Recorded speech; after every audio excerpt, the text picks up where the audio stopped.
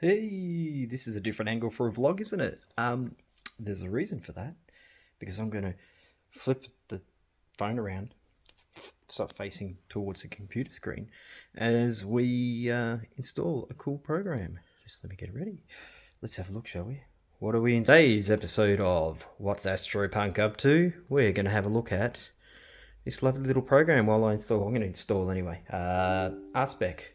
RSpec setup. Do you know what RSpec is? It does spectroscopy. So I was quite serious when I said I was going to do spectroscopy with the mobile phone. This has a 30-day license, and I think it if I want to buy it, it's like about $30. So let's get that installed, shall we? But yeah, look, this is something I've really wanted to do was do some spectroscopy. I was quite serious, and I am serious, as you can see. And let it turn around. Also wanted to, oh, you can see up my nose. Also just wanted to let you guys know what I'm up to over the next few days. I have been absolutely spamming the socials with little shorts and that. I'm going to do a heap more of them. I'm very keen to test out the C-Star against my phone up at the dark sky site this week, and looks like we're going to get some clear weather on Thursday night, Friday night. Saturday is a bit and Sunday looks okay as well, so it should be good. Oh, hang on, completed, set up, finished. Now let's go. Let's load RSpec. Look at all those games on there. Hey, I don't play any of those. So let's have a look at this. Let's have a quick peek. Trial version. That's okay. Close. Ooh, so here we go. So I think from memory, you load in your stuff and you adjust it to suit so that the colors are sitting through here, and then it gives you lots of pretty little graphs. We'll work out how that works later on. I might have to tinker with it tonight. I do have a couple of meetings a meeting to go to this evening, but maybe before that or after that I might have to tinker with it. But yeah, that's it. That's what I'm up to at the moment. I'm just mucking around with RSpec, being an millions of clouds, because there are clouds everywhere and have been for the last few days. It's because it's a new moon, that's why. So it's cloudy. We'll just lower this down a bit. There we go. About there. How's that? That looks good. Yeah, now the other thing I wanted to have a quick chat with you guys about was I subscribed to a YouTube channel called Tabletop Time. It's one of Jazz's channels. Jazz is an artist that's on YouTube that I subscribe to as well. Really cool guy, comes up with great ideas. Very influential in what I want to do and trying to do. But anyway, they released a video on Tabletop Time called, where is it? Let me have a look at it. It's Hobby Tourists.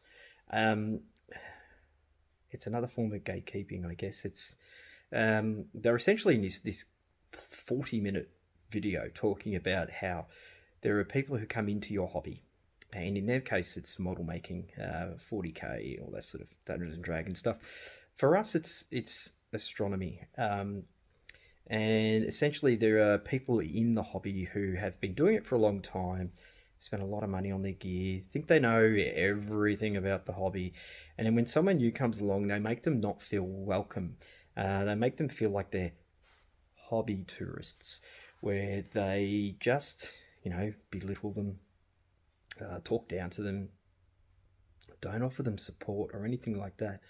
I know I've spoken a heap about this stuff in the past, but I have seen some more of it again recently, and it's good to see other videos, I guess, coming out about this in other hobbies, because it's very clear that it's rife in every hobby that's around.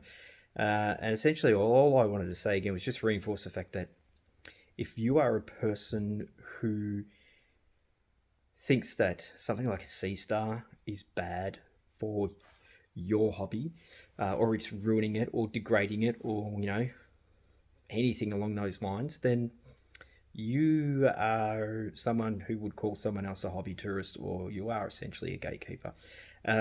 Because it doesn't matter if someone wants to use a C-Star. For me, A sea star is a gateway drug to astrophotography, much like a Dobsonian is like a 6-inch Dobsonian, or a pair of binoculars is a gateway drug to visual astronomy. Um, they have their uses. They are powerful little things that can really get someone addicted to this hobby and turn them into, um, I guess, a professional hobbyist, someone who lives and breathes the hobby. I'm the first to admit I don't know much about the night sky. I don't know much about focal lengths and magnification and things like that. But that's not why I do it. I don't do what I do to know that stuff. I do what I do because it's bloody fun, right? It's fun. It's exciting. And it shouldn't matter if you do or don't know those things. But anyway, I just wanted to mention that one. It's a new term that's coming out. So if you hear people saying that, oh, such and such is a hobby tourist or something like that, then that person who is calling the other person a hobby tourist is a gatekeeper. And he's someone who doesn't take kindly to others enjoying his or her hobby. And we don't like those people. Well, not that we don't like them. We want to educate those people to make them understand that it doesn't matter where someone starts. They should be welcomed with open arms. Anyway, that's all I wanted to say. Don't forget to like, subscribe, the merch store, AstroPuNk.store. And if you have topics you want me to cover, ideas you want me to work on in videos, chuck them in the comments. Let us know. I've got a few on the go at the moment, but always keen for more. Anyway, see you next time.